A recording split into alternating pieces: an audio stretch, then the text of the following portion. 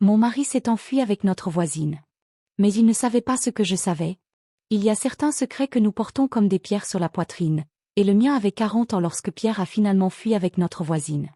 J'étais debout dans la cuisine, tenant sa lettre avec des mains qui tremblaient non pas de surprise, mais d'une colère froide qui avait grandi en moi pendant des décennies. Le papier était froissé sur les bords, je l'avais lu et relu 5 fois, comme si les mots pouvaient changer par magie.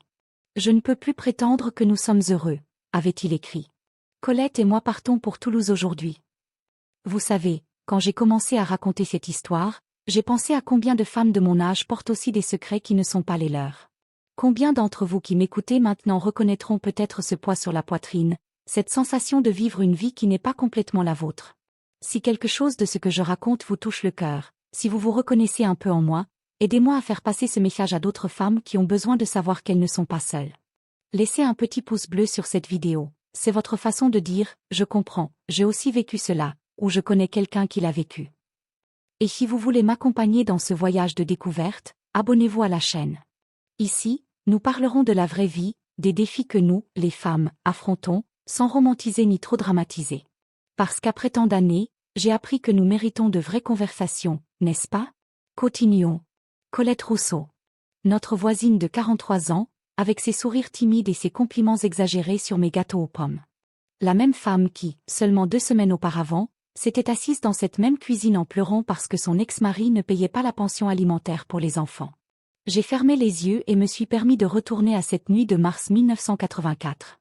Je n'avais que 22 ans, nouvellement mariée, sentant encore l'innocence et les rêves naïfs que les femmes de ma génération étaient éduquées à cultiver. Pierre travaillait au cabinet d'avocat de son père, et j'étais enceinte de 3 mois de notre premier enfant, Henri. Je me souviens du froid qu'il faisait cette nuit-là à Lyon. Le vent coupant de la vallée du Rhône soufflait par les fenêtres mal étanchées de notre petit appartement au 3e étage. Pierre était rentré tard, comme toujours, avec son costume froissé et une odeur étrange sur le col. Ce n'était pas un parfum féminin, comme je l'avais craint à cette époque naïve. C'était quelque chose de bien pire. Claire, dit-il, utilisant ce ton que j'apprendrai à redouter pendant les 34 années suivantes. Il faut qu'on parle. J'étais à l'évier, lavant la vaisselle du dîner qui n'était pas arrivé à temps de manger. Mes mains s'arrêtèrent dans l'eau tiède et savonneuse. Il y avait quelque chose dans sa voix qui fit se contracter mon estomac, et ce n'était pas à cause de la grossesse. « Qu'est-ce qui s'est passé ?» demandai-je, sans me retourner. Il y a eu un problème au cabinet. Un client, compliqué. Pierre avait toujours été doué avec les mots. C'est ce qui faisait de lui un avocat respecté à Lyon, cette capacité à transformer des vérités inconfortables en phrases acceptables. Mais cette nuit-là, pour la première fois, j'entendis de l'hésitation dans sa voix. Quand je me retournai finalement pour le regarder, je vis un homme que je ne reconnus pas complètement. Ses yeux bruns, qui me rappelaient toujours le chocolat chaud des matins d'hiver, étaient froids et distants. Il se servit un verre de vin rouge, notre côte du Rhône préférée, et en but la moitié d'une seule gorgée. L'avocat principal, Monsieur Beaumont, il a certaines attentes envers les employés plus jeunes, dit Pierre, évitant mon regard. Même dans ma naïveté de 22 ans, quelque chose de froid s'installa dans ma poitrine. Quel genre d'attente? Des attentes de loyauté. De discrétion. Il termina le vin et se servit un autre verre. Il y a certaines transactions financières qui ne sont pas exactement conventionnelles. À ce moment, la main sur mon ventre encore petit où Henri grandissait, je sentis que j'étais au bord d'un précipice. Je pouvais prétendre ne pas comprendre, je pouvais sourire et proposer de réchauffer son dîner, je pouvais être l'épouse obéissante que ma mère m'avait enseignée à être. Ou je pouvais poser des questions. J'ai fait le choix qui me hanterait pour le reste de ma vie. Quel genre de transaction, Pierre? Il me regarda alors, et je vis quelque chose qui me glaça jusqu'aux os. Ce n'était pas de la culpabilité ou du regret. C'était du calcul. Il mesurait combien il pouvait me dire, combien je pourrais porter sans me briser. Disons que certains clients du cabinet préfèrent des façons créatives de gérer leurs impôts. Et parfois, quand il y a des enquêtes, certains documents doivent disparaître. Les mots sortirent de ma bouche avant que je puisse les arrêter. C'est illégal. C'est des affaires, Claire. Sa voix se durcit, prenant ce ton que j'apprendrai à associer au danger dans les années suivantes. Et maintenant tu sais. Ce qui signifie que tu es aussi responsable de garder ça secret. Je me souviens m'être accroché à l'évier, sentant mes jambes faiblir. Ce n'était pas seulement le choc de la révélation, c'était la réalisation que ma vie avait changé pour toujours à ce moment-là. Je n'étais plus seulement une jeune épouse enceinte. J'étais complice. Et si je n'arrive pas à garder le secret, chuchotai-je. Pierre s'approcha de moi alors, posant ses mains sur mes épaules avec une douceur qui ne correspondait pas à la dureté dans ses yeux. Tu y arriveras, dit-il, parce que tu nous aimes. Moi et le bébé que tu attends. Et parce que tu sais que, si ces informations fuitent, ce ne sera pas seulement ma carrière qui se terminera. Ce sera toute notre famille. Cette nuit-là, couché à côté de lui pendant que je faisais semblant de dormir, je sentis le premier fil d'une toile qui m'envelopperait complètement pendant les 34 années suivantes. Pierre ronflait doucement, un homme en paix avec lui-même, tandis que je fixais le plafond et sentais mon enfant bouger dans mon ventre, comme s'il savait déjà qu'il grandissait dans une maison construite sur des fondations pourries. Dans les années qui suivirent, j'appris à vivre avec ce poids. J'appris à sourire pendant les dîners d'affaires quand M. Beaumont racontait des blagues et me complimentait d'être une épouse qui sait quand se taire. J'appris à ne pas poser de questions quand Pierre rentrait à la maison avec d'épaisses enveloppes d'argent qu'il gardait dans le coffre de notre chambre. J'appris à prétendre que je ne savais pas pourquoi nous pouvions déménager dans cette grande maison à Annecy, pourquoi Henri pouvait étudier dans les meilleures écoles privées, pourquoi nous avions toujours de l'argent pour les vacances sur la Côte d'Azur. Mais surtout, j'appris à haïr mon propre silence. Maintenant, 40 ans plus tard, debout dans la même cuisine où j'avais préparé des milliers de repas avec de l'argent sale, tenant la lettre d'adieu de l'homme qui m'avait transformé en sa complice silencieuse, je ressentis quelque chose que je n'avais pas éprouvé depuis des décennies, la liberté. Parce que Pierre ne savait pas que, pendant toutes ces années de silence obéissant, j'avais tout documenté. Chaque nom, chaque transaction, chaque document qu'il avait apporté à la maison et brûlé dans la cheminée. J'avais des copies. J'avais des dates. J'avais suffisamment de preuves pour détruire non seulement sa réputation, mais tout le réseau de corruption qui avait soutenu notre vie de mensonges. Il pensait qu'il m'abandonnait comme une vieille inutile qui n'avait rien d'autre que des souvenirs amers. Il n'avait aucune idée qu'il laissait derrière lui une femme qui était enfin libre d'utiliser sa voix. Je pliai soigneusement la lettre et la rangeai dans le tiroir de la cuisine, à côté du carnet de cuir marron où, pendant 40 ans, j'avais noté chaque secret qu'il pensait garder seul. Il était temps que Pierre découvre que le prix du silence d'une femme peut être beaucoup plus élevé qu'il ne l'avait jamais imaginé. Le téléphone sonna à 6 heures du matin suivant, me tirant d'un sommeil agité. C'était Henri, mon fils, appelant de Paris avec cette voix tendue qu'il avait héritée de son père. « Maman, j'ai besoin de savoir si c'est vrai ce qu'on dit sur les réseaux sociaux. Papa a vraiment fui avec la voisine ? Papa. » Même à 36 ans, Henri appelait encore Pierre ainsi, avec la même révérence que quand il était enfant et pensait que son père pouvait résoudre n'importe quel problème du monde avec ses mots bien placés et ses costumes impeccables. « C'est vrai, » répondis-je, me surprenant de la fermeté de ma propre voix. « Il est parti avant-hier avec Colette Rousseau. » Silence de l'autre côté de la ligne. Je pouvais imaginer Henri se passant la main dans les cheveux, un geste nerveux qu'il faisait depuis petit, essayant de traiter l'information. « Comment tu vas, maman ? Tu veux que je vienne ? » « Je vais bien, » dis-je, et pour la première fois en décennies, ce n'était pas un mensonge. Mieux que je n'imaginais que j'irais. Je ne pouvais pas expliquer à mon fils que le départ de son père m'avait libéré d'une prison qu'il ne savait même pas qu'elle existait.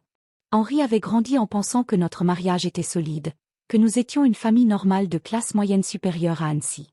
Il ne savait pas que chaque brique de notre maison avait été posée avec de l'argent sale, que chacun de ses frais de scolarité avait été payé avec des pots de vin, que toute notre vie respectable était une façade soigneusement construite. Après avoir raccroché, je marchai jusqu'au bureau de Pierre au 2e étage de notre maison. C'était une pièce qui m'avait toujours été implicitement interdite. Non pas qu'il m'ait dit de ne pas y entrer, Pierre était trop subtil pour cela. Mais pendant 34 ans, j'avais appris à lire les signes, la façon dont il verrouillait la porte quand il travaillait, comment il changeait de sujet quand je posais des questions sur ses affaires, comment il devenait tendu si je m'approchais trop près quand il était au téléphone. La porte n'était pas verrouillée. Pour la première fois en décennies, je tournai la poignée et entrai. L'odeur me frappa immédiatement, cuir vieilli, papier ancien et cet arôme distinctif du cigare cubain qu'il fumait occasionnellement quand il concluait une affaire importante. Les étagères de bois sombre montaient jusqu'au plafond, remplies de codes juridiques qu'il n'avait probablement jamais consultés, mais qui donnaient un air de respectabilité à l'environnement. Le bureau en chêne dominait le centre de la pièce. C'était là que Pierre travaillait les soirs où il disait « préparer des dossiers ». Maintenant je savais qu'il calculait des pourcentages, détruisait des preuves et planifiait sa prochaine opération de blanchiment d'argent. Je m'assis dans sa chaise, un meuble imposant en cuir marron qui m'avait toujours semblé un trône, et ouvris les tiroirs un par un. Le premier était plein de stylos chers et de cartes de visite de personnes que je ne reconnaissais pas. Le deuxième contenait des documents apparemment légaux, des contrats d'achat et de vente qui semblaient normaux à première vue. C'est dans le troisième tiroir que je trouvais ce que je cherchais. Une liasse de vieilles photographies, jaunies par le temps. La première montrait Pierre encore jeune, peut-être 25 ans, dans un restaurant élégant. Il souriait à la caméra avec le bras autour des épaules d'un homme plus âgé que je reconnus immédiatement. Monsieur Beaumont, l'associé principal du cabinet. Mais ce n'était pas cela qui attira mon attention. C'était le troisième homme sur la photo, un type avec une moustache grisâtre dont le visage j'avais vu dans les journaux plusieurs fois au fil des ans, toujours associé à des scandales politiques qui ne donnaient jamais lieu à des condamnations. Je retournai la photo. Au verso, écrit de l'écriture soignée du jeune Pierre. Premier contrat avec Marcel Dubois, avril 1985. Félicitations pour la promotion. Marcel Dubois. Le nom m'était familier, mais il me fallut un moment pour connecter les points. Puis je me souvenais, il avait été député pendant les années 1980 et 1990, impliqué dans au moins 3 scandales de corruption qui avaient été étouffés par les médias. Il était mort en 2003, dans un accident de voiture dans les montagnes près de Grenoble qui à l'époque m'avait semblé trop pratique pour être une coïncidence. Je continuais à feuilleter les photos. Pierre en réunion, toujours souriant, toujours impeccable, toujours entouré d'hommes qui semblaient sortir directement d'un film sur la mafia française. Dans l'une d'elles, datée de 1987, il était sur un yacht en Méditerranée, trinquant au champagne à côté de personnes que j'étais sûr d'avoir vues dans les pages criminelles des journaux. Mais c'est la dernière photo qui glaça mon sang. C'était moi. Moi, à 24 ans, enceinte de 8 mois d'Henri, assise dans le salon de notre ancienne maison à Lyon. Je souriais à la caméra, innocente et radieuse, les mains posées sur mon ventre rond. Pierre était à côté de moi, mais le plus troublant n'était pas cela. C'était le fait que la photo avait été prise de l'extérieur de notre fenêtre. Quelqu'un nous avait photographiés sans notre connaissance. Au verso, une écriture qui n'était pas celle de Pierre, assurance vie. Au cas où nécessaire. Mes mains tremblèrent en tenant la photographie. Pendant toutes ces années, j'avais pensé que j'étais seulement une épouse qui avait été contrainte au silence. Maintenant je réalisais que j'étais quelque chose de bien pire, j'étais une police d'assurance. Une garantie que Pierre garderait la bouche fermée parce qu'il avait quelque chose à perdre, non seulement sa réputation, mais sa famille. Il nous avait utilisés comme otages émotionnels. Je rangeais les photos et continuais à chercher. Dans le tiroir inférieur, je trouvais quelque chose qui me fit comprendre complètement l'étendue du réseau dans lequel Pierre m'avait entraîné. Un dossier avec les documents de notre maison, de la voiture, des comptes bancaires. Tout était au nom d'une société offshore enregistrée aux îles Caïmans. Toute notre vie était une façade. Techniquement, je ne possédais rien. Si Pierre le voulait, il pouvait me laisser sans un sou, sans un toit, sans aucun recours légal. La maison où j'avais élevé mon fils, où j'avais vécu pendant 3 décennies, n'était même pas à mon nom. Mais Pierre avait fait une erreur. Une erreur qui coûterait cher. Dans sa hâte de fuir avec Colette, il avait laissé derrière lui non seulement une épouse humiliée, mais aussi toutes les preuves de sa double vie. Et moi, la femme silencieuse qu'il avait sous-estimée pendant si longtemps, j'avais enfin entre mes mains les outils pour détruire l'empire de mensonges qu'il avait construit sur nos os. Je pris le téléphone et composai un numéro que j'avais mémorisé des années auparavant, mais que je n'avais jamais eu le courage d'utiliser. Brigade financière, bonjour. Bonjour, dis-je, sentant un calme étrange s'emparer de moi. J'aimerais parler à quelqu'un au sujet de blanchiment d'argent et de corruption politique. J'ai des informations qui pourraient intéresser l'enquête. Pouvez-vous me donner votre nom, madame ? Claire Moreau. Et j'ai 40 ans de preuves à partager. En raccrochant, je regardai par la fenêtre du bureau. En bas, le jardin que j'avais soigné avec tant d'amour pendant des décennies semblait différent sous la lumière de l'automne français. Les roses que j'avais plantées de mes propres mains, les hortensias que j'avais taillées religieusement chaque printemps, tout cela avait poussé dans un sol arrosé de sang sale.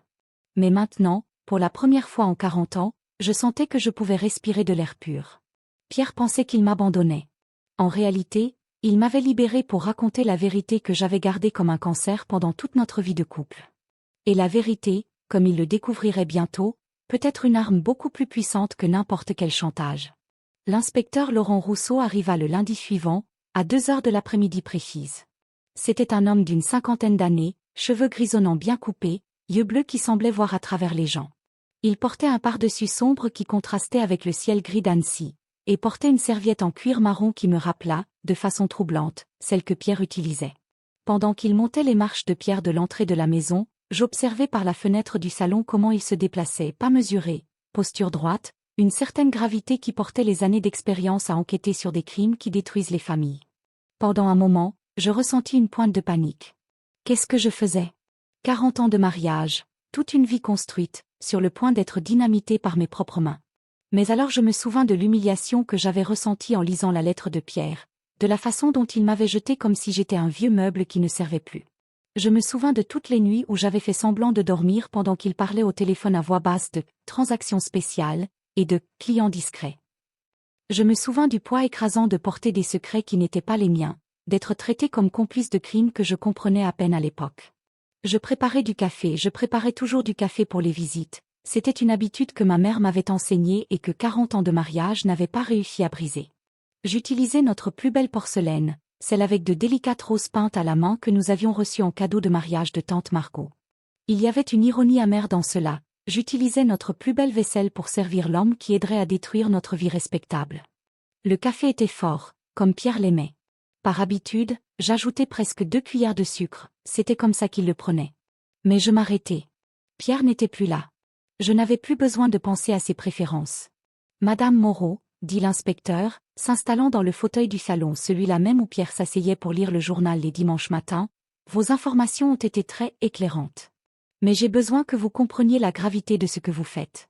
Accuser votre mari de 40 ans de participation à un système de corruption et de blanchiment d'argent n'est pas quelque chose que nous pouvons traiter à la légère. Ces mots résonnèrent dans le silence de la maison. Pour la première fois en semaine, il n'y avait pas le bruit constant de la télévision que Pierre gardait allumée toute la journée, ni le son de ses pas lourds montant et descendant les escaliers. La maison était dans un silence absolu, comme si elle aussi attendait ma réponse. « Inspecteur », répondis-je, me surprenant de la fermeté dans ma propre voix, pendant 4 décennies j'ai gardé des secrets qui m'ont rongé de l'intérieur. Je me réveillais au milieu de la nuit l'estomac retourné, sachant que notre vie confortable était construite sur de l'argent sale. Je souriais aux voisins sachant qu'ils me verraient différemment s'ils connaissaient la vérité. J'ai élevé mon fils dans une maison où la moitié de la réalité était mensonge. Je ne fais pas d'accusations à la légère. J'ai des preuves. J'ouvris le carnet de cuir marron que j'avais gardé caché si longtemps. Le cuir était usé sur les bords, marqué par les années de manipulation secrète. Chaque page contenait des dates, des valeurs, des noms, des descriptions détaillées de conversations que Pierre pensait que je ne comprenais pas ou dont je ne me souvenais pas.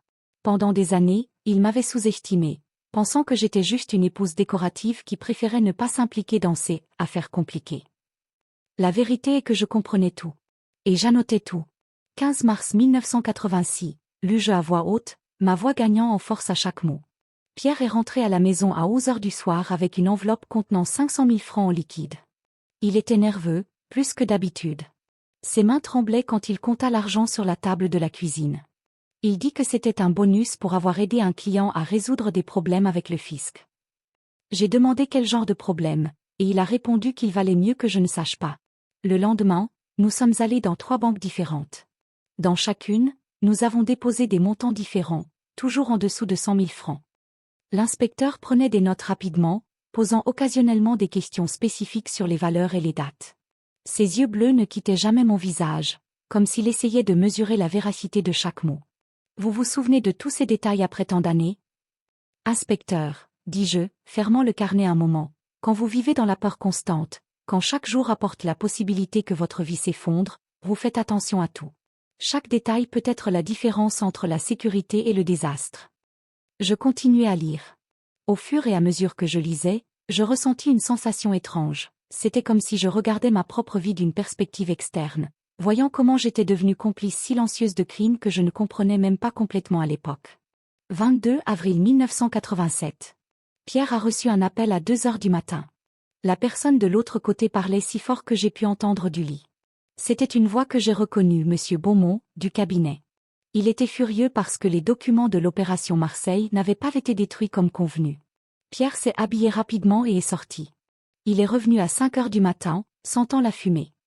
3 juillet 1989. Pierre a brûlé tout un dossier de documents dans la cheminée. C'était une nuit chaude d'été, et cela n'avait pas de sens d'allumer le feu. Il a dit que c'était de vieux papiers sans importance, mais j'avais vu certains d'entre eux dans son bureau avant. C'était des contrats, des relevés bancaires, de la correspondance avec des noms que je reconnaissais dans les journaux. J'ai réussi à sauver quelques pages avant qu'elles ne soient complètement détruites. J'ai dit à Pierre que je ramasserais les cendres le matin, mais en réalité je voulais vérifier s'il restait quelque chose de lisible. « Vous avez encore ces documents ?» demanda l'inspecteur. « J'ai tout, répondis-je, et pour la première fois en décennies, je ressentis de la fierté pour ma propre méticulosité. Chaque papier, chaque photo, chaque enregistrement. Il leva les sourcils. Des enregistrements? C'est alors que je révélai mon secret le mieux gardé. Pendant les 15 dernières années de notre mariage, j'avais secrètement enregistré les conversations téléphoniques de Pierre. Pas toutes, cela aurait été impossible, mais chaque fois que je remarquais qu'il était nerveux ou agissait de façon étrange, j'allumais l'enregistreur que je gardais caché dans un tiroir de la cuisine. L'appareil était ancien, un des premiers enregistreurs numériques que j'avais réussi à acheter discrètement dans un magasin d'électronique à Lyon. Il avait coûté presque tout l'argent que j'avais économisé en vendant des gâteaux aux voisines, un petit revenu propre que je gardais secret, parce que Pierre disait toujours que une femme mariée n'a pas besoin de travailler. L'enregistreur était connecté à la ligne téléphonique par un dispositif que j'ai installé quand Pierre a voyagé à Bordeaux en 1995, expliquai-je à l'inspecteur. J'ai appris à faire cela en lisant des manuels techniques à la bibliothèque municipale. Chaque fois qu'il mentionnait certains mots-clés argent, beaux mots, transfert, document, j'activais l'enregistrement. L'inspecteur me regardait avec une expression que je ne pouvais pas déchiffrer. Surprise? Admiration? Ou peut-être juste la résignation de quelqu'un qui avait vu beaucoup de femmes détruites par le silence. Pourquoi avez-vous fait cela? Demanda-t-il. Pourquoi documenter tout si vous n'aviez pas l'intention d'utiliser ces informations? La question me prit au dépourvu. Pendant un moment, je restai silencieuse, essayant de trouver des mots pour expliquer des décennies de peur, de colère et d'impuissance. Comment expliquer à un homme qui n'avait probablement jamais ressenti d'invisibilité dans sa propre maison ce que signifie vivre en état d'alerte constant?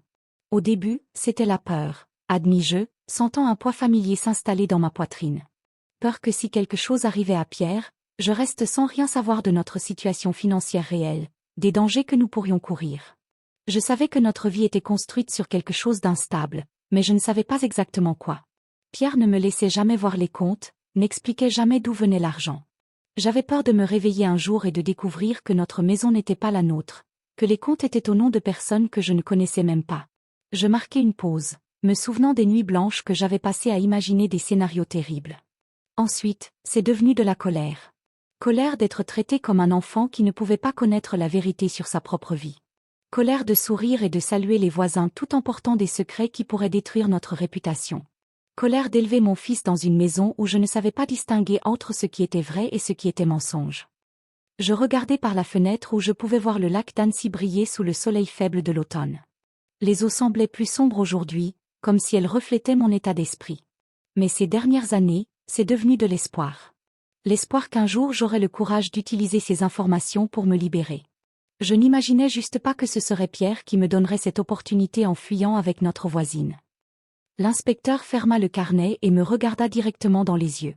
Il y avait quelque chose de paternel dans son regard, mais aussi une dureté professionnelle qui me fit comprendre pourquoi il était respecté à la brigade financière. Madame Moreau, je dois être honnête avec vous. Ce que vous avez ici peut ruiner la vie de beaucoup de gens importants. Des personnes qui n'aimeront pas voir leurs noms impliqués dans des enquêtes. Des politiciens avec des carrières à protéger, des hommes d'affaires avec des réputations à maintenir, des familles entières qui peuvent être détruites par le scandale. Êtes-vous sûre d'être prête pour les conséquences? Sa question résonna dans le salon silencieux. Dehors, j'entendis le son distant d'enfants jouant dans le parc proche, leur voix aiguë portée par le vent automnal. Vie normale, innocente, sans complications. Pendant un moment, j'enviais cette simplicité. Quel genre de conséquences? Demandai-je. Des menaces, probablement. Des tentatives d'intimidation. Votre vie sera disséquée par les médias, les journalistes voudront tout savoir sur vous, sur votre famille, sur comment vous avez vécu toutes ces années en sachant ces informations. Vos voisins vous regarderont différemment. Certains vous admireront pour avoir eu le courage de parler. D'autres vous considéreront comme une traîtresse qui a détruit son propre mari. Il marqua une pause, laissant le poids des mots s'installer. Et il y a toujours la possibilité de représailles. Les gens qui ont beaucoup à perdre font parfois des choses désespérées. Pendant un moment, je sentis le poids des années de silence presser mes épaules comme un manteau de plomb. Je me souvins de la peur que j'avais ressentie cette première nuit, quand Pierre m'avait rendu complice de ses activités. Je me souvins de toutes les fois où j'avais voulu poser des questions mais j'étais restée silencieuse, toutes les fois où j'avais avalé mon opinion, toutes les fois où je m'étais faite petite pour rentrer dans l'espace qu'il m'avait réservé dans sa vie. Je me souvins de comme je me sentais petite et insignifiante chaque fois qu'il me traitait comme si j'étais incapable de comprendre les affaires sérieuses. Je me souviens des réunions sociales où je souriais et servais des canapés pendant que des hommes puissants parlaient de politique et d'affaires comme si j'étais partie du décor.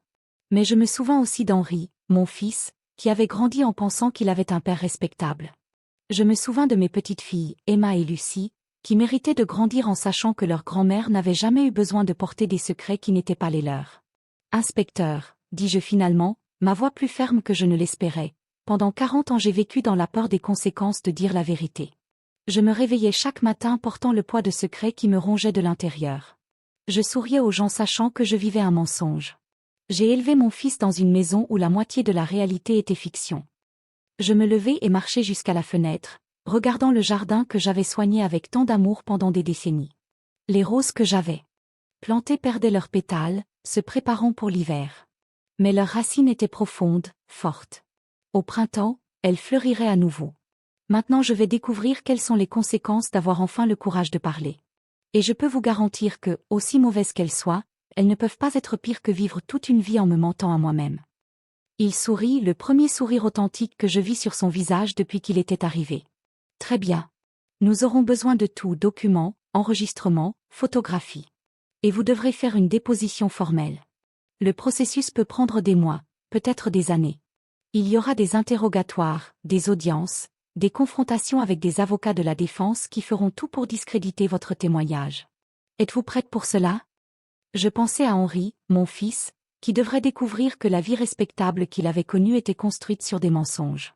Comment lui expliquerais-je que l'argent qui avait payé ses études dans des écoles privées venait de pots de vin? Comment se sentirait-il en sachant que notre maison, nos vacances, notre confort, tout avait été acheté avec de l'argent sale? Je pensais à nos amis, couple que nous connaissions depuis des décennies, qui dînaient avec nous tous les samedis, qui passaient les vacances ensemble.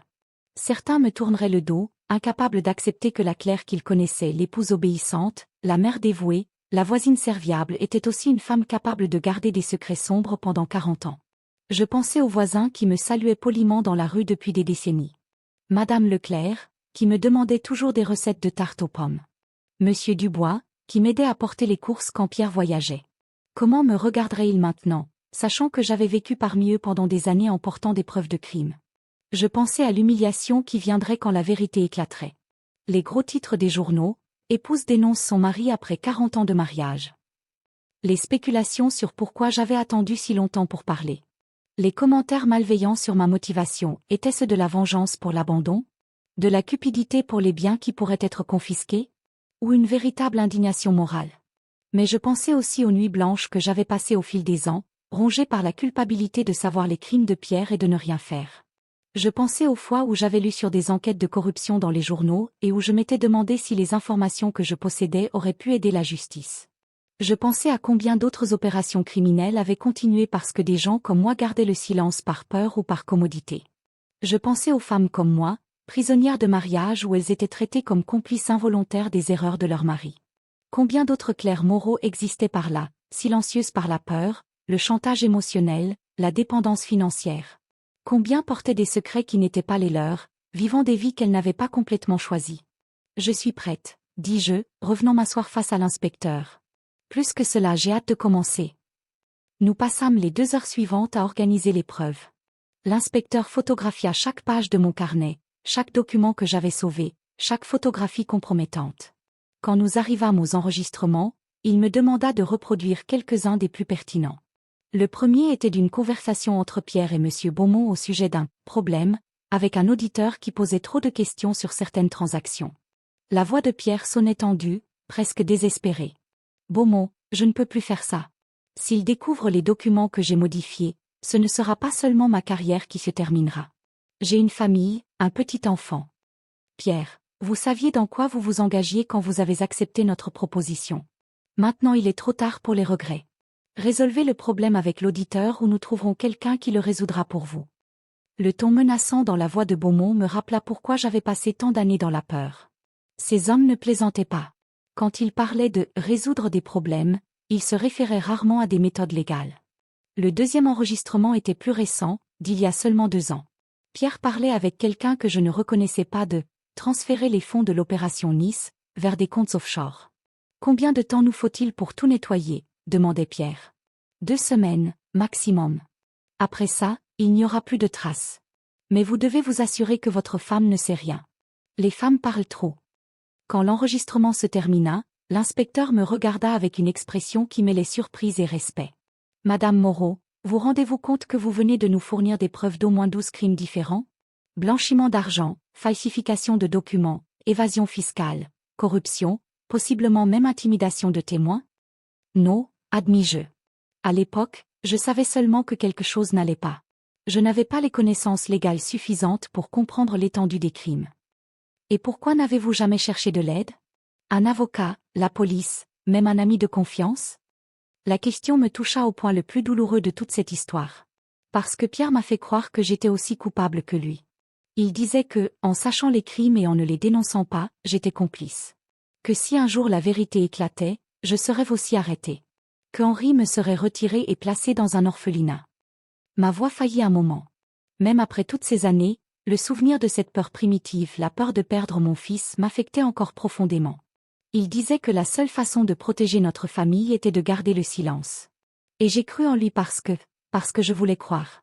C'était plus facile de prétendre que notre vie était normale que d'affronter la réalité que j'avais épousé un criminel. L'inspecteur posa sa main sur la table, un geste presque paternel. Madame Moreau, j'espère que vous comprenez que vous n'avez jamais été criminelle. Vous étiez une victime. Ce que votre mari a fait était de la manipulation psychologique, du chantage émotionnel. Utiliser l'amour d'une mère pour son fils comme arme est une des formes les plus cruelles de contrôle. Ces mots me frappèrent comme un coup de poing dans l'estomac.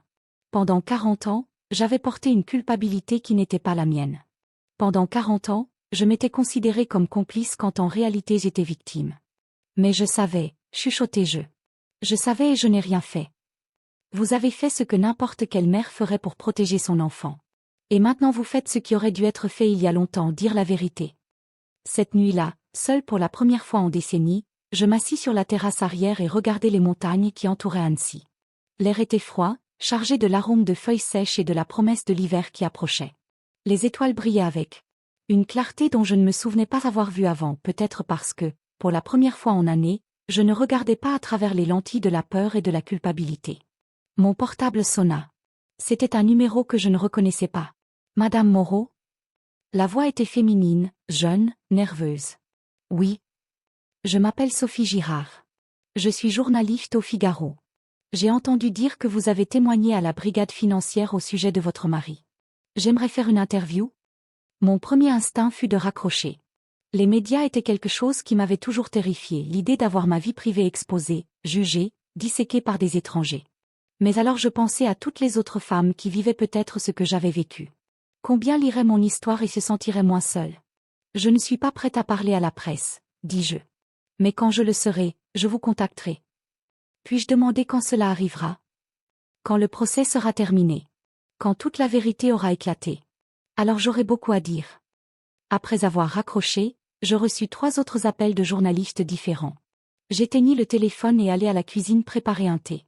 C'était étrange comme les rituels simples, faire du thé, arroser les plantes, plier le linge, prenaient un nouveau sens quand vous les faisiez par choix personnel, non par obligation. Pierre m'appela à 9 heures du soir. Son nom clignotait sur l'écran du portable, et pendant un moment j'hésitais avant de répondre. Une partie de moi voulait ignorer, le laisser goûter à sa propre médecine. Mais une autre partie, la partie qui avait été épouse pendant 40 ans, était encore curieuse de savoir ce qu'il avait à dire.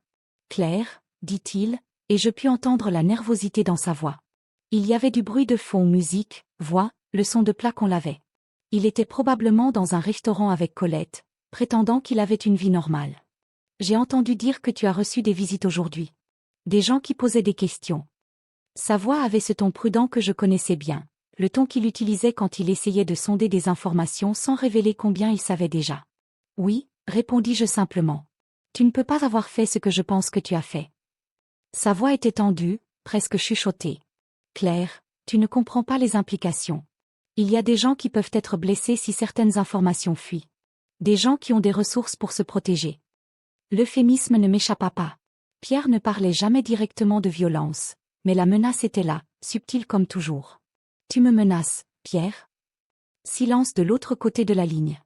Je pouvais l'imaginer se passant la main dans les cheveux, un geste nerveux qu'il faisait quand il était acculé. Ce n'est pas une menace, c'est de l'inquiétude. Inquiétude pour toi, pour Henri, pour notre famille. Tu ne sais pas avec quel genre de gens nous traitions toutes ces années. Non. Je ne pus éviter un rire amer. Pierre, j'ai écouté tes conversations téléphoniques pendant 15 ans. Je sais exactement avec quel genre de gens tu traitais. Et je sais qu'ils considéraient notre famille comme une garantie que tu garderais la bouche fermée. Autre silence. Quand il parla à nouveau, sa voix était différente, plus petite, plus vulnérable. Comment tu savais?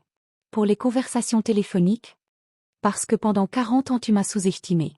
Tu pensais que j'étais une épouse décorative, incapable de comprendre ou de me souvenir de quoi que ce soit d'important. Il ne t'est jamais venu à l'esprit que je pourrais faire attention, prendre des notes, enregistrer des preuves. Notre famille. Je sentis la colère grandir dans ma poitrine comme une flamme. Tu as abandonné notre famille quand tu as fui avec Colette. Maintenant tu n'as plus le droit de parler de nous protéger. Claire, on peut encore arranger ça.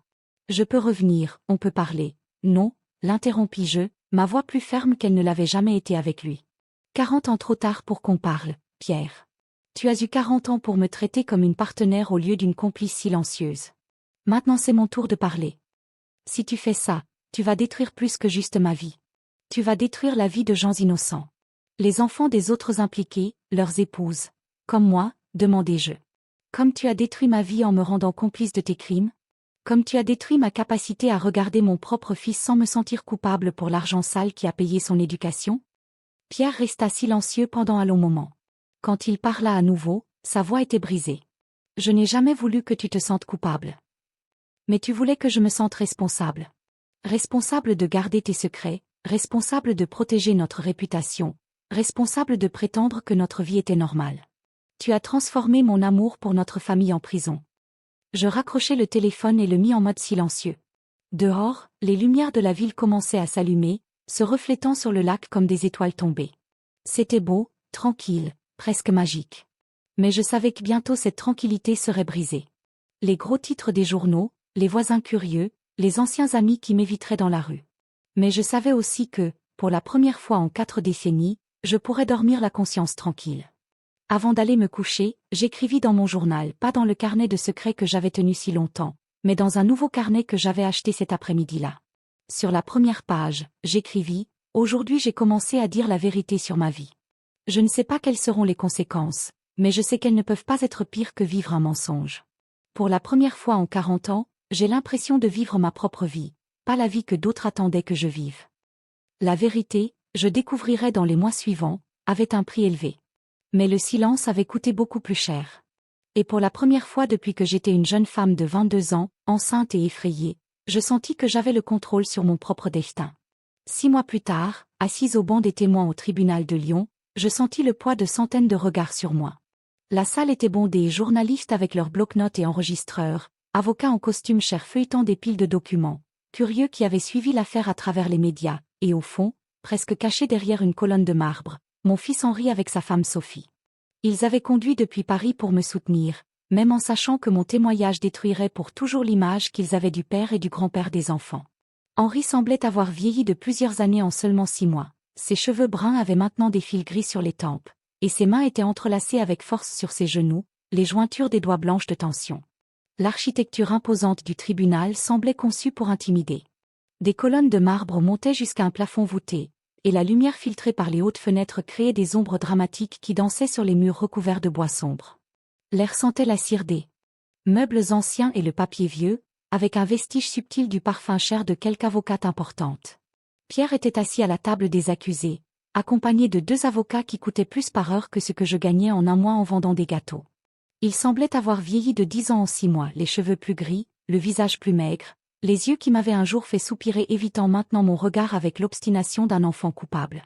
À côté de lui, 6 autres hommes que je reconnaissais des photographies que j'avais trouvées dans son bureau. Monsieur Beaumont, maintenant âgé de 73 ans, semblait plus petit sans son costume impeccable et la posture arrogante qu'il avait toujours portée. Les autres, politiciens locaux, hommes d'affaires respectés, un ex-juge, tous semblaient des versions diminuées d'eux-mêmes, comme si le poids de l'exposition publique les avait littéralement réduits. La procureure, maître Catherine Roussel, une femme d'une 40aine d'années avec des cheveux roux attachés en un chignon impeccable et des lunettes à monture fine, tenait dans ses mains le carnet de cuir marron qui avait été mon confident pendant tant d'années. Elle le manipulait avec le soin de quelqu'un qui touche une relique précieuse, consciente que ces pages manuscrites contenaient 40 ans de preuves méticuleusement documentées. Madame Moreau, dit-elle d'une voix claire et ferme qui résonnait dans la salle silencieuse, pouvez-vous nous dire comment vous avez commencé à soupçonner les activités illicites de votre mari? Je respirais profondément, sentant l'air froid et formel du tribunal entrer dans mes poumons.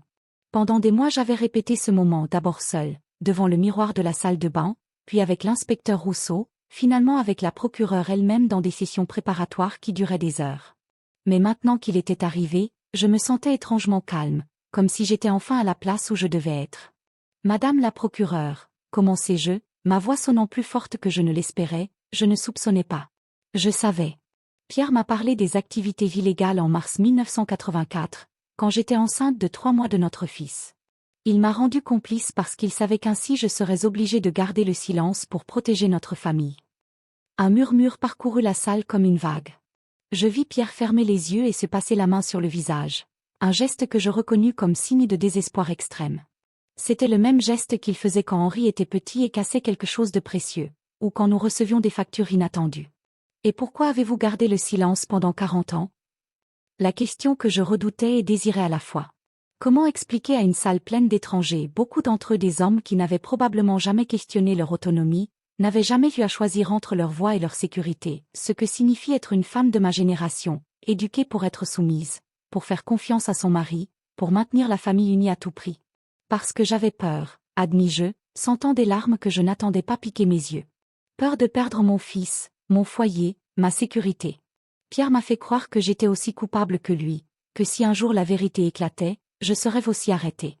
Il a dit qu'Henri me serait retiré et placé dans une institution, que notre famille serait détruite, que je resterais sans rien.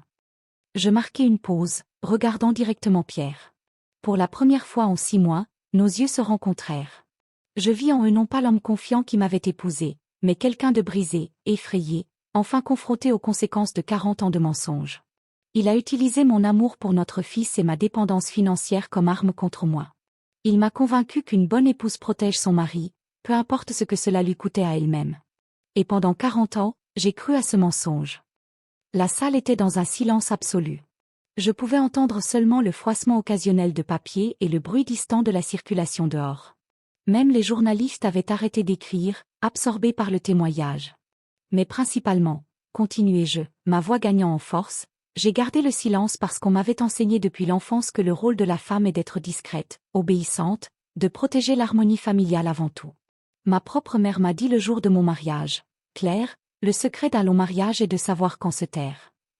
Et j'ai pris ce conseil à l'extrême. Maître Roussel ouvrit mon carnet et commença à feuilleter les pages avec soin.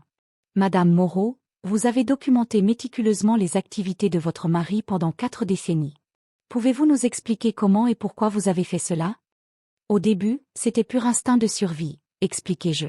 Quand vous vivez dans l'incertitude constante, quand vous savez que votre vie peut s'effondrer à tout moment, vous faites attention à tout. Je notais des conversations, des dates, des valeurs, des noms que j'entendais Pierre mentionner. Je gardais des morceaux de documents qu'il essayait de brûler.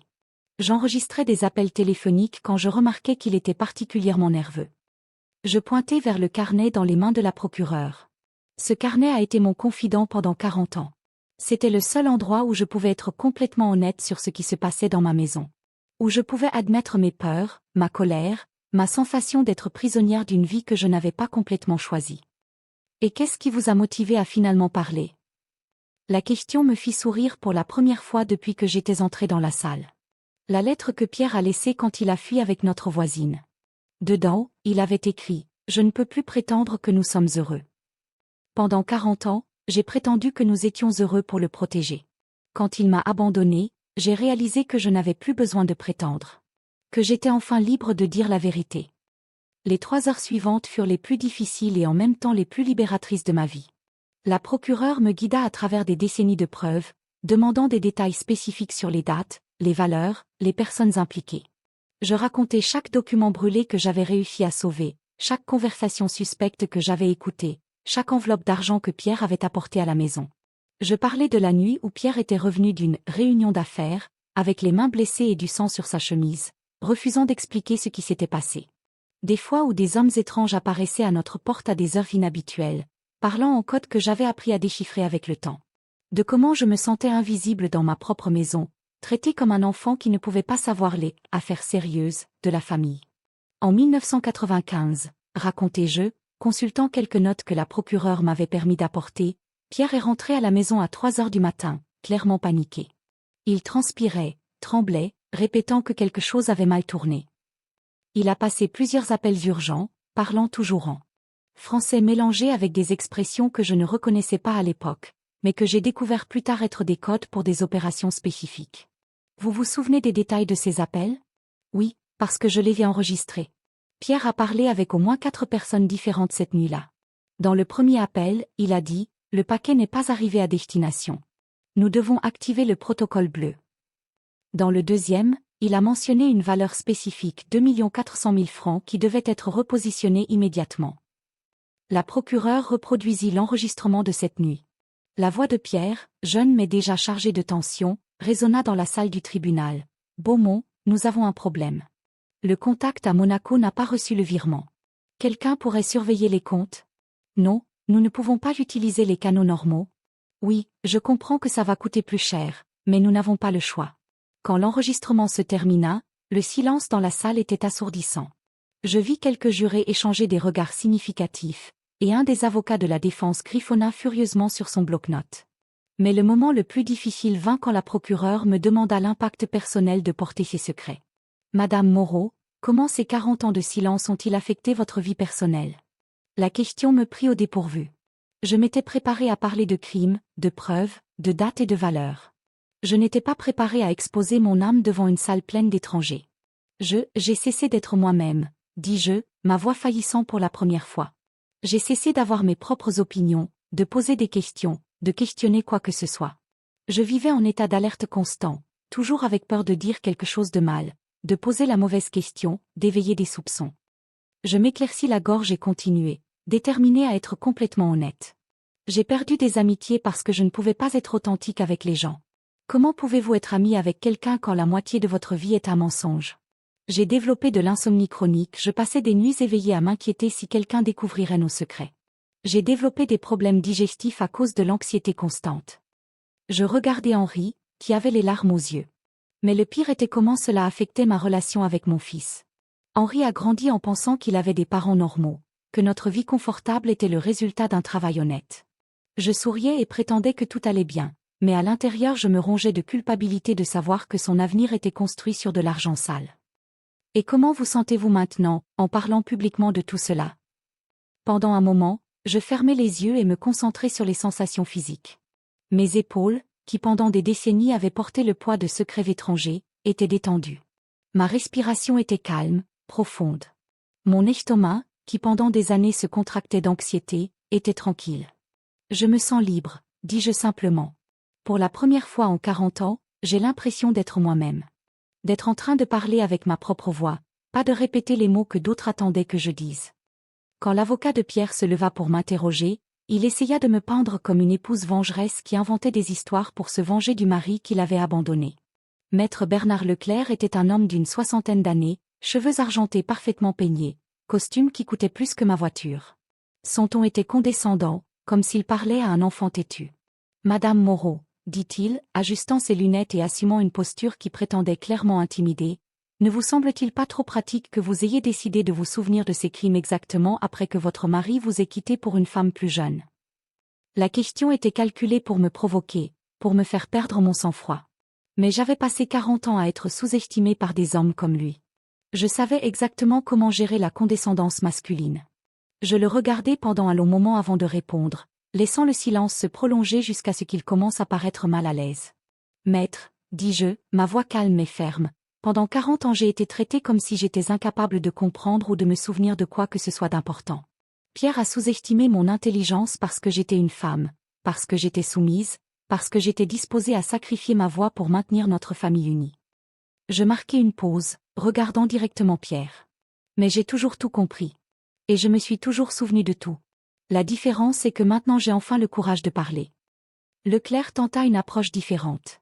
N'est-il pas vrai que vous faites ces accusations parce que vous vous sentez humilié par l'abandon? Que c'est une façon de vous venger d'un homme qui vous a rejeté? La question me fit rire, pas un rire amer, mais véritablement amusé.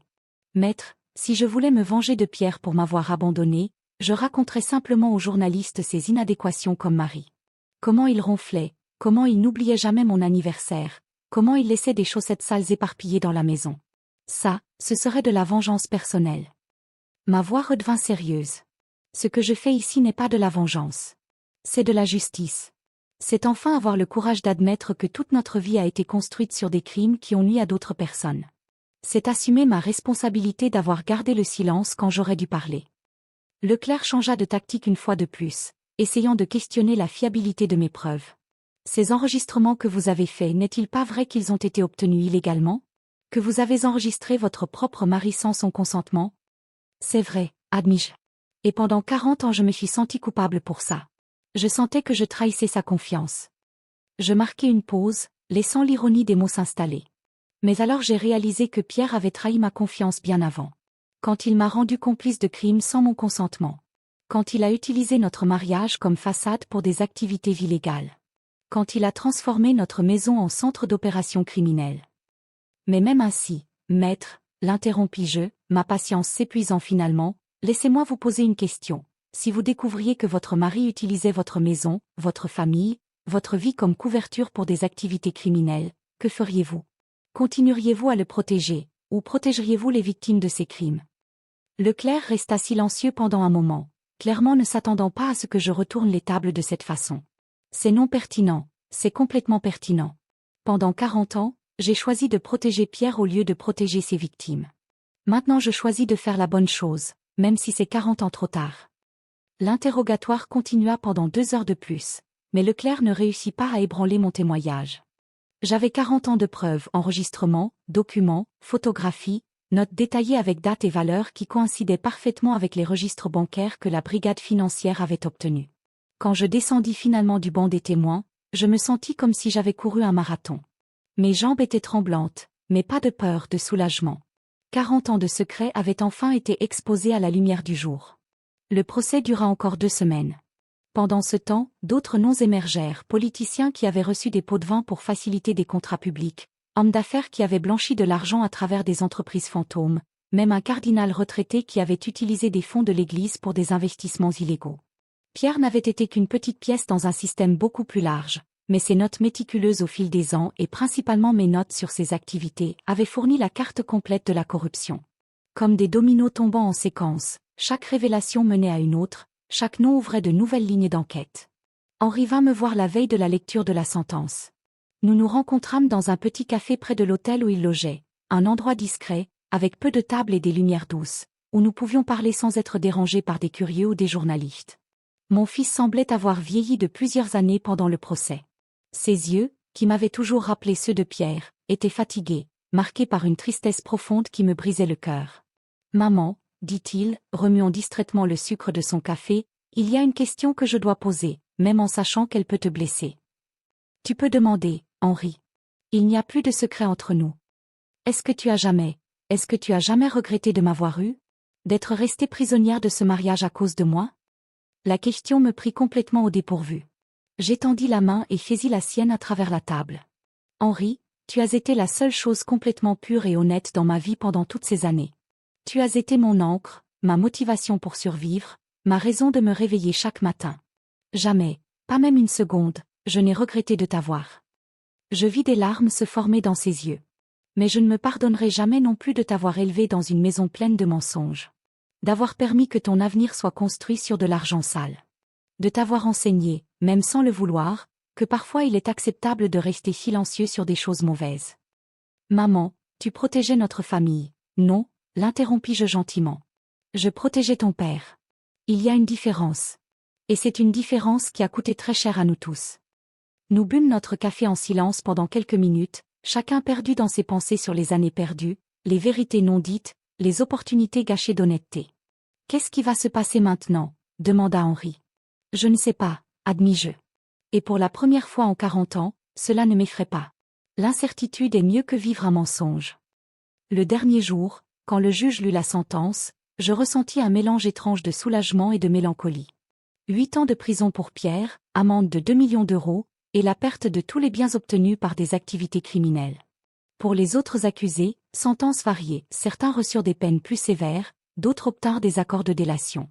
Quand Pierre fut emmené menotté de la salle, nos yeux se rencontrèrent une dernière fois. Je ne vis pas de colère dans son regard, ni de ressentiment. Je vis seulement une tristesse profonde, peut-être du regret, et quelque chose qui aurait pu être de la gratitude. Comme si, finalement, lui aussi était soulagé de ne plus avoir à porter le poids des mensonges. Ce n'était pas de la joie pour sa punition que je ressentais, mais une sensation profonde que finalement, à 62 ans, j'avais récupéré ma voix. Henri me trouva sur les marches du tribunal, où une petite foule de journalistes attendait des déclarations. Mon fils, qui avait toujours été l'image de son père, semblait avoir trouvé quelque chose de propre pendant ce procès, une force qui ne venait pas de Pierre, mais de l'intérieur de lui-même. « Maman, dit-il, m'embrassant fort, je suis désolé. Désolé pour tout ce que tu as vécu seul pendant toutes ces années. Désolé de ne pas avoir remarqué, de ne pas avoir posé les bonnes questions, d'avoir été si naïf. Tu n'avais pas besoin de savoir, chuchotai-je à son oreille. C'était ma responsabilité de te protéger de ça. Mais c'était aussi ma responsabilité de te protéger de la vérité quand tu serais prêt à l'entendre. Non, il s'écarta, tenant mes épaules fermement. C'était la responsabilité de papa de ne pas faire ça en premier lieu. Et ma responsabilité comme ton fils aurait été de remarquer que tu souffrais, que tu portais un fardeau qui n'était pas le tien. Sophie, ma belle-fille, s'approcha les yeux rouges d'avoir pleuré. Elle avait toujours été plus réservée avec moi, non par froideur, mais par respect pour les limites que j'avais moi-même établies. Mais à ce moment je vis quelque chose de différent dans ses yeux, du respect, peut-être même de l'admiration. Claire, dit-elle, utilisant mon prénom au lieu du formel, Madame Moreau, qu'elle avait toujours utilisé, je ne sais pas si j'aurais eu votre courage.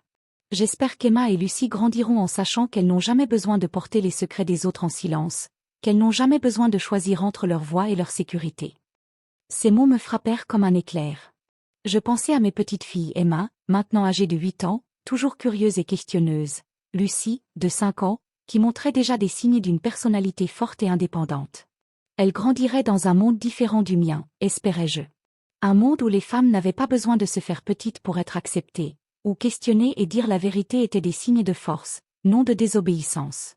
C'est exactement ce que je veux pour elle, dis-je. Qu'elle n'ait jamais à choisir entre être honnête et être en sécurité. Qu'elle grandisse en sachant que leur voix est précieuse, qu'elle mérite d'être entendue. 3 semaines plus tard, je retournai à Annecy. La maison avait été confisquée dans le cadre de la sentence, mais j'avais le droit d'y rester jusqu'à ce qu'elle soit vendue, ce qui, selon mon nouvel avocat, Maître Dubois, pourrait prendre des mois ou même des années, considérant la notoriété de l'affaire. Je marchais dans les pièces qui ne me semblaient plus miennes, ramassant seulement ce qui m'appartenait vraiment. Il fut surprenant de réaliser combien peu d'objets avaient vraiment une valeur sentimentale pour moi. Pendant des décennies, je m'étais entouré de choses chères achetées avec de l'argent sale, meubles en bois noble, porcelaine fine, œuvres d'art que Pierre insistait à exhiber, mais elles ne m'avaient jamais apporté de vraie joie. Ce qui importait vraiment tenait dans 3 valises. Quelques vêtements que j'avais achetés avec mon propre argent, des photographies de famille, principalement d'Henri à différents âges, des livres que j'avais lus et relus au fil des ans, et quelques objets simples qui portaient des souvenirs authentiques, un vase en céramique qu'Henri avait fait à l'école quand il avait 7 ans, un foulard que ma mère m'avait donné le jour du mariage, une petite horloge de table qui avait appartenu à ma grand-mère. Dans le bureau de Pierre, je m'arrêtai devant l'étagère où il gardait ses codes juridiques. Je pris l'un d'eux, un volume sur le droit de famille, et l'ouvris. Sur la première page, il y avait une dédicace écrite de son écriture, pour ma chère Claire, qui me rend meilleur homme chaque jour. Avec amour éternel, Pierre. 1983. Je fermai le livre et le remis sur l'étagère. Il y avait eu une époque où ces mots signifiaient tout pour moi. Maintenant c'était juste de l'encre sur papier, vide comme les promesses qui les avaient inspirées. Le téléphone sonna. C'était Marguerite Dubois, une ancienne voisine qui avait déménagé à Lyon il y a des années. Elle appelait occasionnellement, et j'avais toujours aimé nos conversations. Elle était une des rares personnes qui me traitait comme quelqu'un avec ses propres opinions, pas juste comme l'épouse de Pierre. Claire, ma chérie, dit-elle, sa voix chaleureuse arrivant par les ondes comme une embrassade, j'ai lu sur le procès dans les journaux. Comment tu vas? Je suis libre, répondis-je, et c'était la première fois que j'utilisais ce mot pour décrire mes sentiments.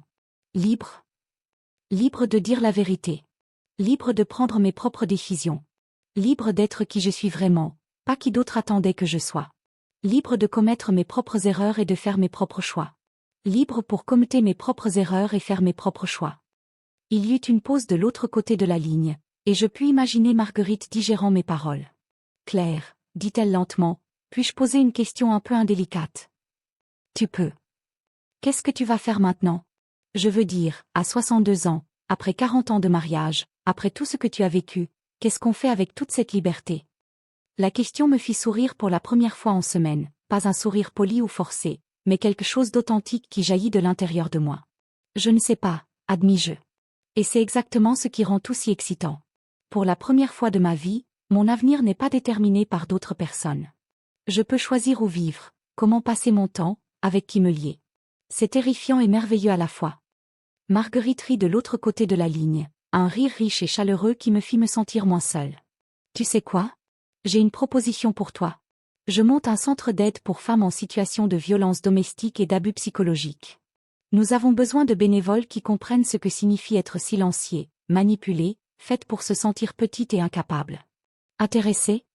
Je pensais aux photographies que Pierre gardait de moi, preuve que j'étais surveillée, contrôlée, utilisée comme garantie.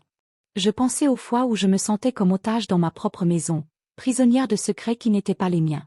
Je pensais aux années de silence qui m'avaient rongée de l'intérieur, transformant une jeune femme joyeuse et curieuse en une femme prudente et soumise. Très intéressée, dis-je, sentant une énergie que je n'expérimentais pas depuis des décennies. Après avoir raccroché, je sortis sur la terrasse arrière et regardai le lac d'Annecy pour la dernière fois comme habitante de cette maison. Le soleil se couchait sur les montagnes, teignant l'eau de tons dorés et rosés qui se reflétaient comme des bijoux liquides. C'était le même coucher de soleil que j'avais observé des milliers de fois au fil des ans, mais maintenant il semblait complètement différent. Peut-être était-ce parce que, pour la première fois, je regardais avec mes propres yeux, pas à travers les lentilles de la peur et de la soumission que j'avais portées si longtemps. Mon portable vibra. Un message d'Henri: Maman, Sophie et moi avons parlé. Nous voulons que tu viennes vivre près de nous à Paris. Les filles adoreraient avoir grand-mère près d'elles, et tu pourrais recommencer sans le poids du passé pesant sur toi à chaque coin de rue. Je souris en lisant le message, touché par la générosité de mon fils. C'était une offre authentique, motivée par l'amour et l'inquiétude. Une partie de moi était tentée d'accepter, ce serait plus facile de recommencer dans une grande ville, où personne ne me connaissait comme l'épouse du corrompu, où je pourrais être juste Claire, pas la Claire qui avait dénoncé son propre mari. Mais une autre partie de moi, une partie que je découvrais peu à peu, savait que fuir n'était pas la réponse. Il y avait des femmes à Annecy, à Lyon, dans toute la région, qui vivaient ce que j'avais vécu. Qui avaient besoin de voir qu'il était possible de trouver sa voie, même après des décennies de silence. Au lieu de répondre immédiatement, j'appelai Henri. Mon fils, dis-je quand il répondit, merci pour l'offre. Je sais qu'elle vient du cœur, et ça signifie beaucoup pour moi. Mais il connaissait bien le ton de ma voix. Mais je pense que je vais rester dans la région. Il y a du travail à faire ici. Des femmes qui ont besoin de savoir qu'elles ne sont pas seules, qu'il n'est pas trop tard pour trouver leur voie. Il y eut une pause, et puis Henri dit, tu sais que je suis fière de toi, n'est-ce pas? Pas seulement pour avoir trouvé le courage de parler, mais pour continuer à être courageuse maintenant. Ces mots m'emplirent d'une chaleur qui n'avait rien à voir avec la température, mais avec la reconnaissance d'avoir élevé un homme bon, malgré toutes les complications de notre vie. Cette nuit-là, pour la première fois en décennies, je ne verrouillais pas toutes les serrures de la maison 2 fois. Je ne vérifiais pas les fenêtres 3 fois avant de dormir. Je ne m'inquiétais pas si chaque bruit dans la rue pouvait signifier un danger, homme venant réclamer les dettes de Pierre, enquêteur frappant à la porte, ou pire. Je me couchais simplement, sachant que demain je me réveillerais comme Claire Moreau, pas l'épouse de quelqu'un, pas la complice silencieuse de personne, mais simplement moi-même. Et je découvris que moi-même était plus intéressante, plus forte et plus courageuse que je ne l'avais imaginé pendant toutes ces années de silence. Pierre m'appela une dernière fois, 3 jours avant de commencer à purger sa peine à la prison de Fresnes.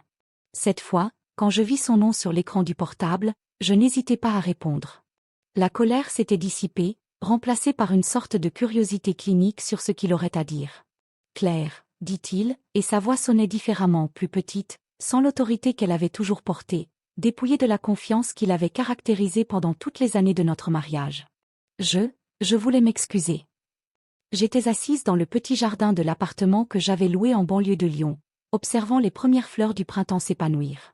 C'était un espace minuscule comparé au jardin élaboré de notre maison à Annecy, mais chaque plante là avait été choisie et plantée par moi, arrosée de ma propre sueur, cultivée de mes propres mains. Pour les mensonges ou pour m'avoir rendu complice d'eux, demandai-je, ma voix neutre, presque scientifique. Pour tout. Pour t'avoir traité comme si tu étais incapable de comprendre notre vie. Pour avoir utilisé ton amour pour notre famille contre toi. Pour t'avoir fait porter des secrets qui étaient les miens, pas les tiens. pour t'avoir transformée en prisonnière dans ta propre maison. Je restai silencieuse pendant un long moment, digérant les mots que j'avais espéré entendre pendant 40 ans. C'était étrange comme ils n'apportaient pas la satisfaction que j'avais imaginée. Il n'y avait pas de triomphe dans ce moment, juste une sorte de fermeture mélancolique. Pierre, dis-je finalement, tes excuses ne peuvent pas me rendre les années que j'ai perdues à être une version moindre de moi-même. Elles ne peuvent pas effacer les nuits blanches que j'ai passées rongées par la culpabilité de savoir tes crimes. Elles ne peuvent pas défaire le dommage que nous avons causé à Henri en l'élevant dans une maison pleine de mensonges. Je marquai une pause, regardant une rose qui commençait à s'épanouir, petite, délicate, mais persistante. Mais je peux accepter que tu reconnaisses enfin qui j'ai toujours été, une femme intelligente qui méritait d'être traitée comme partenaire, pas comme complice. Une personne avec le droit à la vérité sur sa propre vie. Peux-tu me pardonner ? La question résonna dans le silence de l'après-midi printanier. Un papillon se posa sur la rose que j'observais, ses ailes jaunes tremblotant légèrement dans la brise. Je ne sais pas, répondis-je honnêtement. Le pardon n'est pas quelque chose qu'on décide rationnellement. C'est quelque chose qui arrive ou n'arrive pas, en son propre temps. Mais je peux cesser de porter de la colère. Je peux choisir de ne pas laisser le ressentiment empoisonner le reste de ma vie. Et ça, pour l'instant, c'est suffisant. Et Henri ? Tu penses qu'un jour il peut me pardonner ? La question me brisa le cœur, non pas pour Pierre, mais pour Henri. Mon fils luttait avec ses propres questions sur l'identité, sur comment réconcilier le père qu'il avait aimé avec le criminel qui avait été exposé au procès. Henri est un homme adulte, dis-je. Il trouvera sa propre façon de gérer tout ça. Mais Pierre, il n'est plus un enfant qui a besoin d'idéaliser son père. Si tu veux son pardon, tu devras le mériter en étant la personne que tu aurais dû être toutes ces années. Quand je raccrochai, je sentis comme si un poids que j'avais porté pendant 40 ans s'était finalement détaché de mes épaules. Ce n'était pas du pardon, pas encore. Mais c'était de la libération, la liberté de ne plus être définie par ses crimes, de ne plus porter la responsabilité de ses erreurs. J'étais assise dans une salle petite mais accueillante du centre d'aide que Marguerite avait monté à Lyon, écoutant une femme de 35 ans me raconter comment son mari l'avait convaincue qu'elle était paranoïaque, quand elle soupçonnait ses activités financières suspectes. Elle s'appelait Isabelle, une coïncidence cruelle du destin, et ses yeux portaient la même peur, la même confusion, la même douleur que j'avais portée pendant des décennies. Il dit que je ne comprends rien aux affaires, racontait-elle, tordant un mouchoir en papier entre ses doigts. Que les femmes s'inquiètent trop, font des tempêtes dans un verre d'eau. Mais je sais que quelque chose ne va pas. Les montants ne correspondent pas, ses explications changent chaque fois que je demande, et il y a des hommes étranges qui appellent à des heures bizarres. Pendant qu'elle parlait, je vis dans ses yeux non seulement de la peur, mais aussi une intelligence aiguë qui était systématiquement dévalorisée et sapée. C'était comme me regarder moi-même 40 ans en arrière. « Que dois-je faire ?» demanda-t-elle, sa voix se brisant. « J'ai 2 petits-enfants. Si je parle, si je me trompe, je peux tout perdre. Si j'ai raison, je peux tout perdre aussi. » Je pris ses mains, des mains jeunes, mais déjà marquées par l'anxiété constante, par les signes physiques de qui vit en état d'alerte permanent, et la regardai directement dans les yeux. « Isabelle, dis-je gentiment, tu as déjà perdu le plus important. » Elle me regarda, confuse. « Tu as perdu ta voix. Tu as perdu la confiance en ta propre perception, en ta propre intelligence. Et sans ta voix, sans avoir confiance en toi-même, tu n'es pas vraiment libre, peu importe combien de choses matérielles tu possèdes. » Elle pleura alors, et je pleurai avec elle. Mais ce n'étaient pas des larmes de désespoir. C'étaient des larmes de reconnaissance, de soulagement de ne plus être seule avec son fardeau. « Ce ne sera pas facile, » continuai-je, lui offrant un autre mouchoir. « Dire la vérité n'est jamais facile, surtout quand cette vérité peut détruire la vie que tu connais. Mais je peux t'assurer d'une chose, il est beaucoup plus facile de vivre avec les conséquences du courage qu'avec le poids du silence. » Je passai l'heure suivante à expliquer à Isabelle les ressources disponibles, avocats spécialisés dans les cas de violence économique, assistants sociaux qui pourraient l'aider à protéger les enfants, organisations qui offraient un soutien financier aux femmes en situation de vulnérabilité. Mais principalement, je passais du temps simplement à valider son expérience. À confirmer que ses instincts étaient corrects, qu'elle n'était pas paranoïaque ou excessivement inquiète. Qu'une femme intelligente remarquant des incohérences dans la vie financière de la famille n'était pas de la névrose, c'était de la vigilance saine. « Comment avez-vous trouvé le courage de parler ?» demanda-t-elle avant de partir. « Je ne l'ai pas trouvé, admis-je. Le courage m'a trouvé quand je n'avais plus rien à perdre. Mais toi tu as encore des choix. Tu peux encore parler avant qu'il soit trop tard, avant que les dommages deviennent irréversibles. » Cet après-midi-là, marchant dans les rues de Lyon après ma première journée comme bénévole au centre, Je m'arrêtai dans une librairie que je fréquentais quand j'étais jeune et nouvellement mariée. Le propriétaire, Monsieur Rousseau, était encore là, plus âgé, plus courbé, mais avec les mêmes yeux gentils que toujours. Madame Moreau, dit-il, se levant de la chaise derrière le comptoir, j'ai lu sur votre affaire dans les journaux. Comment allez-vous? C'était la première fois en moi que quelqu'un me demandait ça sans curiosité morbide, sans le désir voilé d'entendre des détails sordides sur ma vie personnelle. Je vais bien, dis-je, et je réalisai que c'était vrai. Je recommence. J'achetai un nouveau carnet, pas en cuir marron comme celui où j'avais noté des secrets si longtemps, mais un simple carnet à couverture bleue, avec des pages blanches attendant une nouvelle histoire. Sur la première page, j'écrivis « Journal de Claire Moreau ». À 62 ans, je suis enfin prête à raconter ma propre histoire. Parce que j'ai découvert que la liberté a un goût différent, ce n'est ni doux ni amer, mais ça a le goût de la vérité. Et après 40 ans de mensonges, il n'y a pas de goût plus délicieux au monde. Henri vint me rendre visite au premier anniversaire de la sentence de Pierre.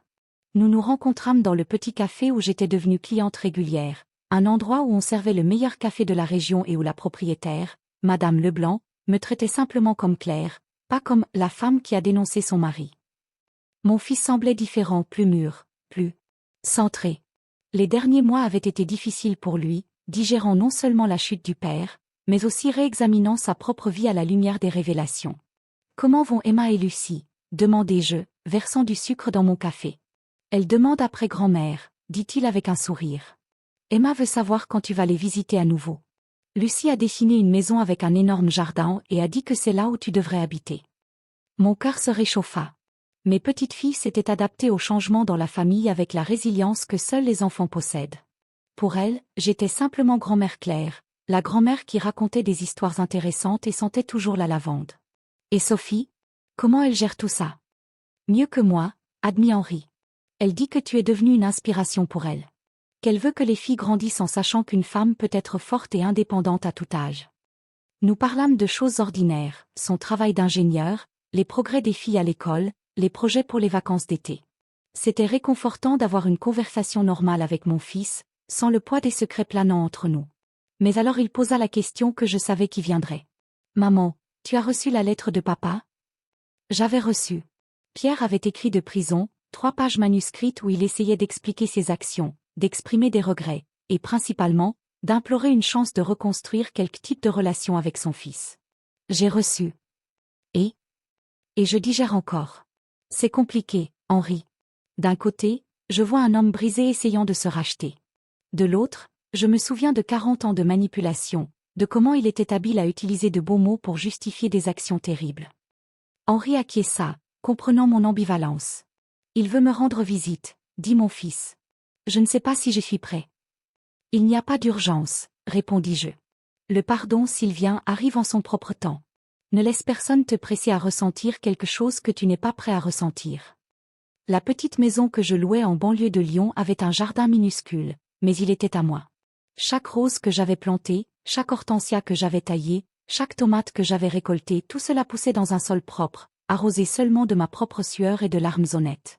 La maison n'avait que 2 chambres, un petit salon, une cuisine fonctionnelle. C'était une fraction de la taille du manoir à Annecy, mais chaque centimètre carré était authentiquement mien. Il n'y avait rien à acheter avec de l'argent sale, aucun objet qui portait le poids de crimes étrangers. Henri me rendait visite tous les mois avec la famille. Mes petites filles me connaissaient maintenant comme grand-mère Claire, pas comme une ombre silencieuse de quelqu'un, mais comme une femme avec ses propres histoires à raconter, ses propres opinions à exprimer, sa propre vie à vivre. Emma, maintenant âgée de 10 ans, me demanda l'autre jour pourquoi je semblais plus heureuse que sur les anciennes photos. Parce que sur les anciennes photos, expliquai-je, assise dans mon petit jardin pendant qu'elle m'aidait à planter du basilic, je faisais semblant d'être heureuse. Maintenant je le suis simplement. Pourquoi tu faisais semblant? La question me fit faire une pause. Comment expliquer à un enfant de 10 ans des concepts complexes sur la manipulation psychologique, la dépendance économique, et les attentes sociales imposées aux femmes de ma génération? Parce que je pensais que c'était ce que je devais faire, dis-je finalement. Je pensais qu'être une bonne personne signifiait toujours faire plaisir aux autres, même quand ça me rendait malheureuse. C'est bête, déclara Emma avec la sagesse brutale des enfants. Oui, acquiesçai-je, riant. C'est très bête. Le centre d'aide où je travaille dessert maintenant environ 50 femmes par mois. Toutes ne trouvent pas le courage de parler immédiatement, et c'est bien. Je comprends que le courage n'est pas quelque chose qu'on peut forcer. Il grandit lentement, comme les plantes de mon jardin, nourri par la certitude que sa voix mérite d'être entendue. Certaines des femmes que je reçois sont comme Isabelle jeune, avec encore le temps de changer le cours de leur vie avant qu'il soit trop tard. D'autres sont comme j'étais, femmes d'âge mûr ou plus âgées, qui ont passé des décennies silencieuses, pensant qu'il était trop tard pour recommencer. Pour celles-ci, je suis la preuve vivante qu'il n'est jamais trop tard. Qu'à 62, ou 70, ou 80 ans, il est encore possible de trouver sa voie, il est encore possible de choisir la vérité plutôt que la commodité. Pierre fut libéré il y a 6 mois pour bonne conduite. J'ai entendu dire que lui et Colette s'étaient séparés. Apparemment, elle n'était pas prête pour la réalité d'être compagne d'un homme marqué par le scandale, un ex-détenu avec une réputation détruite et un avenir incertain. Il habite maintenant dans un petit appartement à Marseille, où il travaille dans un cabinet d'avocats modeste, traitant des cas de divorce et de disputes de garde. C'est une chute dramatique de la vie qu'il a connue, mais peut-être est-ce exactement ce dont il a besoin, une chance de reconstruire sa vie sur des fondations honnêtes. Henri lui a rendu visite une fois. Il est revenu du voyage pensif, mais pas dévasté.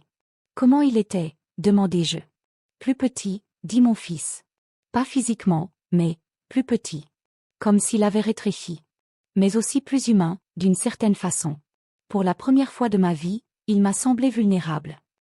Je ne ressens plus de colère envers Pierre. Je ne ressens plus rien, en fait, à part une vague tristesse pour le temps que nous avons perdu à vivre un mensonge, pour les opportunités gâchées d'avoir un mariage basé sur l'honnêteté et le respect mutuel. Hier, j'ai reçu une lettre d'une femme de Bretagne qui avait lu sur mon affaire dans les journaux. Elle écrivait « Madame Moreau, j'ai 58 ans et depuis 30 ans je garde des secrets de mon mari qui me font me sentir comme complice de choses terribles. Je sais pour des pots de vin, pour de l'argent non déclaré, pour des affaires qui ont nui à d'autres personnes. En lisant votre histoire, pour la première fois j'ai senti que peut-être il n'est pas trop tard pour trouver ma voie. Mais j'ai peur. Peur de tout perdre, peur d'être seule, peur de découvrir que je ne suis pas assez forte pour recommencer. Je répondis à la lettre immédiatement, « Ma chère, il n'est jamais trop tard. Votre voix a toujours été là, attendant que vous ayez le courage de l'utiliser. Et maintenant que vous savez que vous n'êtes pas seule, peut-être est-ce le moment de la laisser parler. Quant à la peur, c'est naturel. J'avais peur aussi. Mais j'ai découvert qu'il est beaucoup plus facile de vivre avec les conséquences du courage que de porter le poids du silence. J'ajoutais mon numéro de téléphone et l'adresse du centre où je travaille. Si vous avez besoin de parler, je suis là. En postant la réponse, je regardais le ciel clair de Lyon et pensais à toutes les femmes qui portent encore des secrets qui ne sont pas les leurs, qui se font encore petites pour s'adapter à des vies que d'autres ont construites pour elles, qui croient encore qu'il est trop tard pour changer. Et je fis une promesse silencieuse. Tant que j'aurai une voix, je l'utiliserai pour rappeler à toutes qu'elles méritent d'être entendues, qu'elles méritent d'être libres, qu'elles méritent de raconter leurs propres histoires. Parce que j'ai découvert que la chose la plus puissante qu'une femme peut faire n'est pas de garder des secrets, mais de les révéler. Ce n'est pas de se faire petite, mais d'occuper tout l'espace qu'elle mérite. Ce n'est pas de vivre la vie que d'autres attendent qu'elle vive, mais la vie qu'elle choisit pour elle-même. Je suis assise sur la terrasse de ma petite maison, observant Emma et Lucie jouer dans le jardin. Mes petites filles, maintenant âgées de 13 et 10 ans, sont tout ce que j'espérais qu'elles deviennent, indépendantes, questionneuses, confiantes en leur propre voix. Emma me pose des questions sur des choses que je n'aurais jamais osé demander à son âge. Lucie exprime des opinions fortes sur la justice et l'injustice qui m'emplissent d'orgueil. Elles ont grandi en sachant qu'elles peuvent parler de n'importe quoi, questionner n'importe quelle autorité, faire confiance à leurs propres instincts. Henri a mûri pendant ces années, se transformant en un homme qui valorise l'honnêteté au-dessus de la commodité, l'intégrité au-dessus du statut social. Lui et Sophie ont créé un foyer où les conversations difficiles sont les bienvenues, où admettre l'ignorance est préférable à feindre la connaissance, où demander de l'aide est signe de force, non de faiblesse. Pierre m'écrit occasionnellement. Des lettres brèves, respectueuses, qui parlent de son travail, de ses efforts pour réparer les dommages qu'il a causés, de son espoir qu'un jour nous puissions avoir quelque type de relation cordiale. Je réponds poliment, mais je maintiens mes distances.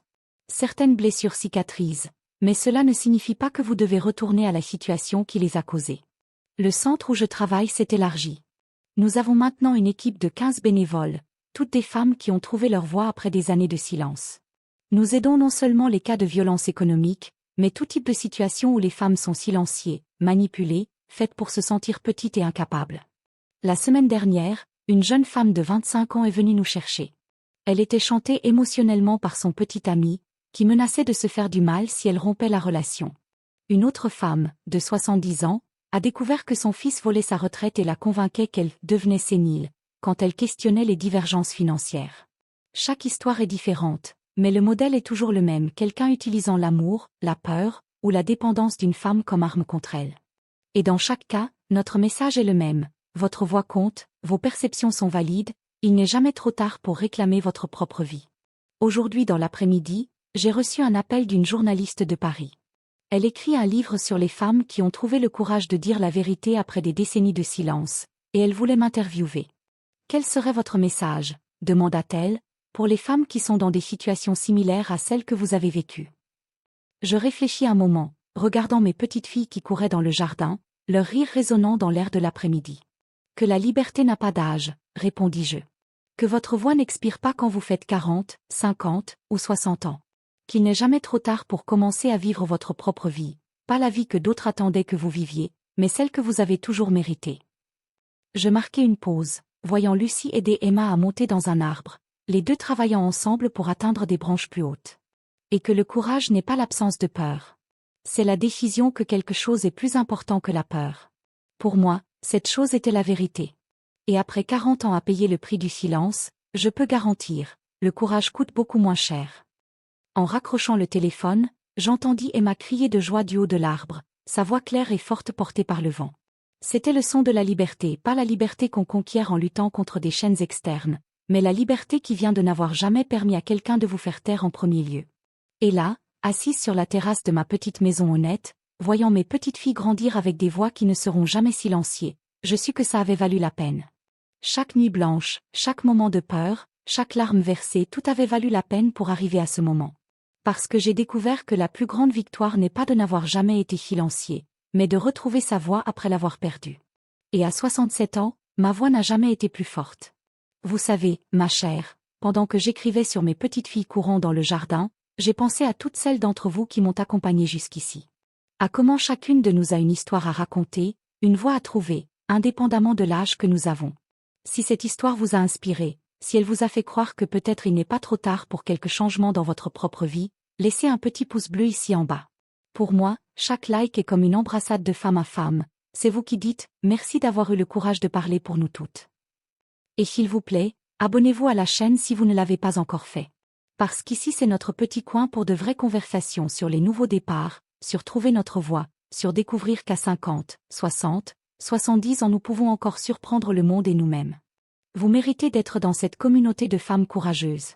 Nous méritons de nous soutenir les unes les autres. Parce qu'ensemble, qui sait combien d'autres histoires de courage nous pourrions inspirer.